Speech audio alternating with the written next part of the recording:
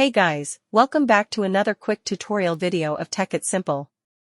In this video, I am going to show you how you can recover your deleted emails in Gmail. So, without any further ado, let's dive right into this exciting video.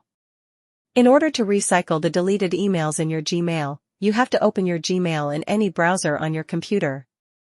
I'm using this Chrome shortcut of Gmail here. And now, after opening your Gmail on your computer, you'll have to go into the recycle bin of your Gmail. To do that, you just simply have to click into this More button here, and from there, you will get this bin icon. Click on the bin, and you will get all of the deleted emails in the bin. If you haven't activated Automatic Delete, you just simply have to click on the emails that you want to recycle from here. And after clicking on them, you just simply have to click into this Move to button here. And from there, select any of the folders where you want to recover this email to. And after doing that, your deleted emails in Gmail will successfully be restored. I hope this video was helpful for you.